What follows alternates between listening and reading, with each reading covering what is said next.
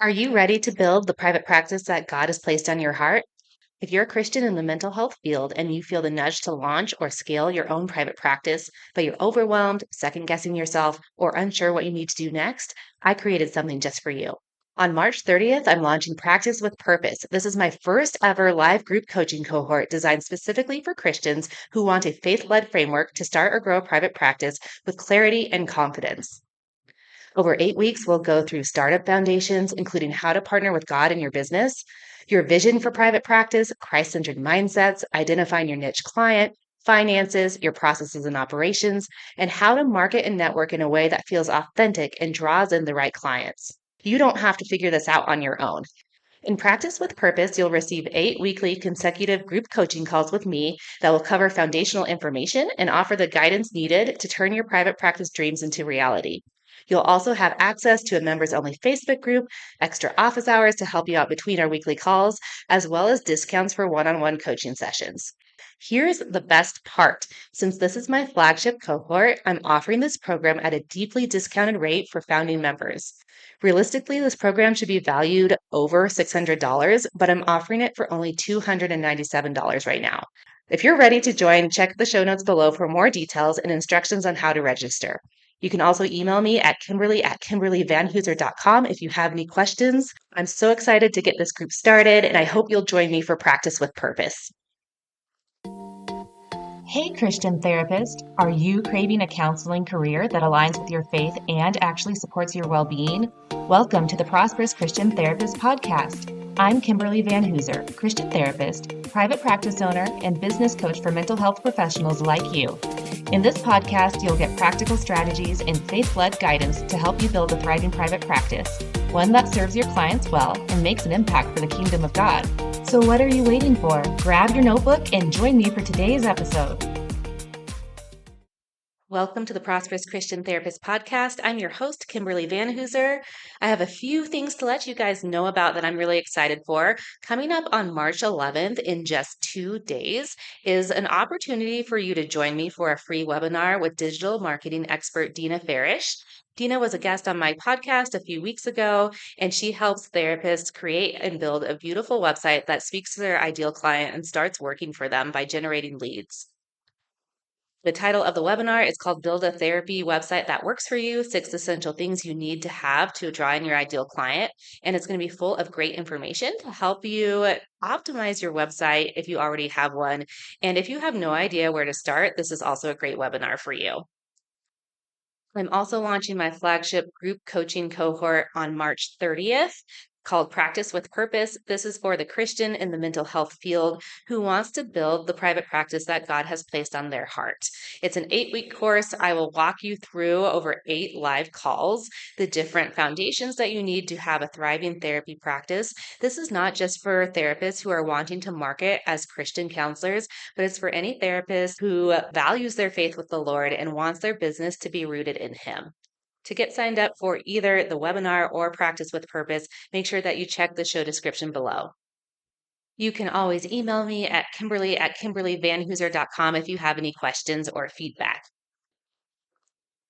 Today, we'll be diving into 3 habits that I think are often overlooked by therapists that could actually be pushing your clients away and preventing people from rebooking with you.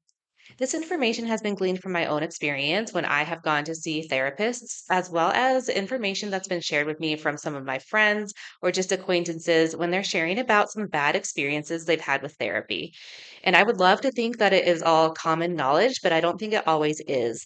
And these things aren't terribly bad or damaging in and of itself, but I just think it's good to evaluate how we are coming across to clients and to make any changes that are within our control just to make those clients feel respected, valued, and to make it really easy for them to keep on wanting to come see us because they can trust us.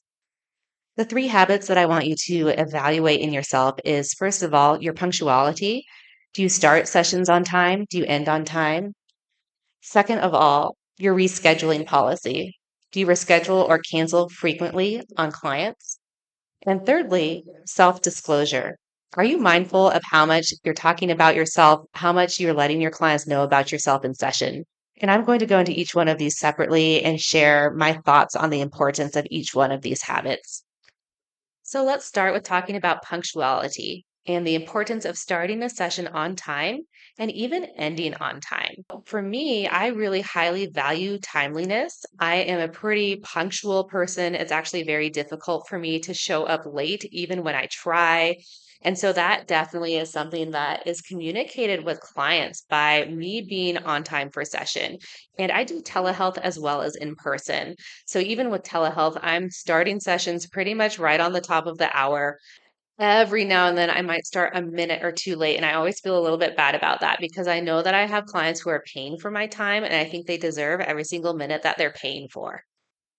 Now, most people, probably you and probably your clients, are going to be a little bit more relaxed when it comes to time than I am. I'm going to share something that's a little bit embarrassing as I look back on it. But one time I had a session that went long, and my next session was a phone session. I did not want to be late for my phone session client, but I really, really had to go to the bathroom. So I actually called the client and quietly peed on the phone during a session with them. They had no idea, but I remember telling my friends about that one time, and they were like, "Kimberly, I would want my therapist to take her time and go to the bathroom versus being exactly on time for me." And I realized that maybe I have a little bit of a problem when it comes to time, and I should give myself some grace and that clients will understand. So I do that now. No more going to the bathroom during phone sessions. So I definitely fall on one end of the extremes when it comes to timeliness, where I really, really value trying to show up right on time if possible for my clients, because I want to communicate to them that their time is important, that what they are investing in therapy is important, and that I am prepared and ready to go the same time that they are. Now, I do not mind when my clients are a little late. Now, I still do have a no-show policy for clients who might be chronically late in a way to communicate if that becomes an issue, but I'm going to be pretty relaxed and okay with clients showing up whenever they're ready to show up. But I want to make sure that I'm ready to go when I've communicated that I'll be ready to go. I recently was looking for a therapist for myself, and I had scheduled an initial appointment with someone. And I showed up at the waiting room a little bit early, but I was out there more than 15 minutes past when my appointment was supposed to start before this therapist came to meet me. It was just not a good first impression. We had scheduled the appointment 2 weeks prior, and I hadn't heard anything from her since then. So I actually thought that she must have forgotten. I'd sent her a text letting her know I was in the waiting room about 10 minutes past our appointment time. And then when it was at that 15-minute mark, I was sending her a text telling her that I was about to leave because I thought that she must have forgotten. And that's when she came out to meet me. And honestly, I had such a hard time putting that aside in session and being able to delve into what I needed to in that session because I was feeling so bothered by how late she was. And mostly the fact that she didn't really acknowledge it either. So I would just say in general, it's best practice to be in the habit of starting sessions within 5 minutes of when you say you're going to start them.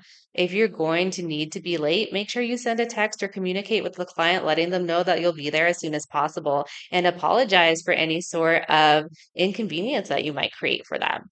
I understand as a therapist, sometimes you have no idea what's going to happen in your sessions prior.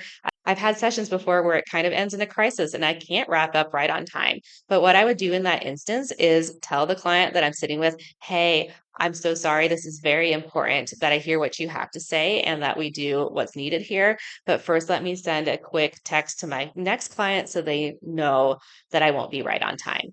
That will make both clients feel valued. It's also really important as a therapist to be good at ending sessions on time. That not only holds a boundary for you as the therapist and allows you the time you need to transition between clients, but it also helps the client feel respected. My therapist, who was 15 minutes late in starting our session, ended up going 25 minutes past when I was expecting to be done with my therapy session. So she not only started late, but she added an extra 10 minutes beyond our scheduled therapy time, which she might have thought was being kind, but I had other plans that day. So let's just say you start late with a client, but you want to be able to offer them their full session time. Check in with them before you do that. You can let them know, "Hey, I do have the ability to give you the full 50 minutes today. I apologize for starting late. Is that something that's okay with you, or do you need to be somewhere?" Because if they have other plans or they need to pick up their kids, they have another appointment, then that makes them feel taken care of. There's also a lot of boundary issues that can happen if you tend to either start sessions late or go long in your sessions. Clients might start to expect that you always do that. They might want more time. So, in general, it's just really good practice to start your sessions when you say you're going to start them and end them when you say you're going to end them. Let's look at what punctuality communicates to a client. When you're starting on time, you're telling them, I'm reliable, I care about your time, I'm ready to go. And the same when you end on time, you're letting them know you mean what you say. 50 minutes is 50 minutes. You respect and value their time and what they might have planned after their therapy session, and that you honor boundaries. So it's going to make you appear a lot more trustworthy and reliable in your client's eyes if you make sure you're holding to a level of punctuality that feels good. Now, this doesn't mean that you can't have some flexibility. It doesn't mean you can never ever be late for a client, but when that happens, make sure that you do your part to communicate and to check in with them to see how they're feeling. You're also probably going to feel so much better as a clinician if you are someone who tends to run late with sessions. If you stick to those timelines, you're going to find now you have time to write notes, you have time to go to the bathroom, you have time to get snacks. So you're going to be feeling a lot better by the end of the day than if you tend to fall into this pattern of always going late or offering more time to your clients. Okay, so the second habit I want to focus on is rescheduling or canceling sessions with clients. Obviously, we're human. We might have something happen where we are sick, our kids are sick, something comes up, we have car trouble where you might need to cancel a session with a client or reschedule them. But do your best to do that as minimally as possible. I've made it a habit that if I put a client in the calendar, I'm going to show up for that client. The only times I remember canceling or rescheduling on clients is when I'm really, really sick and it's not a good idea for me to do session. And I do believe there are other valid reasons for needing to reschedule or cancel on clients. But what I think is really important is that you're not doing it just out of your own convenience. All too often, I hear therapists who are asking their client, hey, like my 4 o'clock canceled, can you come in 2 hours early? And it's because the therapist doesn't want to stay later. And if you know your client really likes having an earlier time slot and you just had to schedule them at 6 p.m. because you were full, I think that is a valid reason to be like, hey, just so you know, I do have a 4 p.m. that's open if you'd like to come in sooner. But otherwise, it puts an unnecessary level of guilt or responsibility on the client. If you say, can you come in at 4 o'clock, but they'd really prefer to stick with their original agreed upon time at 6, they might feel like they're inconveniencing you by sticking with your original time. There's likely going to be a time when you're going to need to reschedule or cancel a client, but it's really important to be mindful of how that client is going to feel. Do your best to prevent that from happening. Don't do it out of your own convenience. And if there are especially numerous reschedules and cancellations with the same client, you definitely need to have a conversation with the client about how that is making them feel and how it's impacting them. Because otherwise, you're risking damaging the therapeutic relationship. Now, if you're noticing that this is something where you've fallen into the habit of rescheduling clients or having to cancel maybe a little bit too frequently, take time and ask yourself why. Sometimes all it takes is a little bit more intentional planning on the therapist end of taking time to sit down and look at their availability. I know some therapists will book 3 months in advance. And for me personally, I choose to not book clients more than 1 month in advance because then that helps me account for any changes in my schedule or other commitments that I would rather commit to than seeing clients those days. And then that keeps me from having to move people around or cancel on them or to have to give up the commitment that I'd rather attend because I already booked clients for that time. So just take time and think about maybe you need a policy like that. Maybe you don't book people more than 2 weeks out or more than a month out. So, once more, just think about the message that you're communicating if you're needing to reschedule or cancel a lot on clients. It does communicate an element of flakiness or instability, and that can be really tough for clients who might have trouble trusting in general. And even if trust is not an issue that they have, honestly, it just feels so much more professional when someone sets an appointment time with you and honors that commitment. The third habit that I want to address in this episode is the art of self disclosure. So, self disclosure is how much you're talking about yourself or sharing about your own life with a client in session. When I was in grad school, we were taught basically never ever do this. Don't let them know anything about you.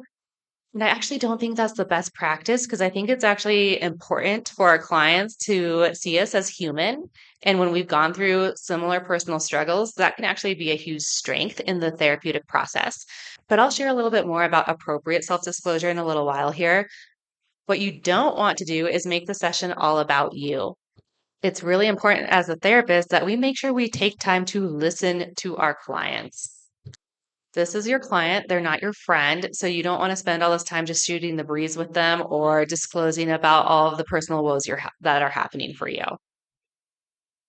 And you might think this is common sense, but I honestly hear so often from friends who have gone to therapy or from other acquaintances who are sharing their bad experiences in therapy, and a lot of times they say the therapist spent 15 minutes talking about themselves. And just think about how self-disclosure, if it's not used properly, how does it make the client feel? It makes them feel frustrated that they're spending session time on hearing about you. It makes them feel not listened to. I've been in a session before, and my therapist spent so much time talking about their stuff. And I think they were trying to connect with me because it was something that I had a personal experience with as well. But they weren't quite getting it, and this was an initial session. So I think they were trying to do some rapport building, but they hadn't taken time to really listen and understand where I was coming from and what I was coming in with for them to get the self-disclosure right. So always check yourself before you self-disclose. What is the purpose of your self-disclosure, and is it actually going to benefit the client? I do think there are some really good reasons to use self disclosure, that it can be a super powerful tool. For one, it kind of helps clients relax a little bit when they come into a session and you engage in a little bit of small talk. But if you are someone who tends to let the small talk run more than a couple of minutes, you need to check yourself. A lot of times, clients will be asking you questions because they don't want to talk about the uncomfortable things that they're coming in with. I work with a ton of people pleasers, and they're very kind. They're very interested in me as a person. And that's just their normal routine, is to be more of a listener and an encourager than receiving help. But if I allow them to continue doing that, I'm enabling a behavior that isn't serving them. I also do think it can be super powerful to let clients know a little bit about your own personal experiences. And this is honestly something that can be done on your website. It doesn't need to be done in a therapy session. For example, if you work with people who have lost a spouse and that's something that you've personally been through and have grown from, you can share that on your website in the About Me section.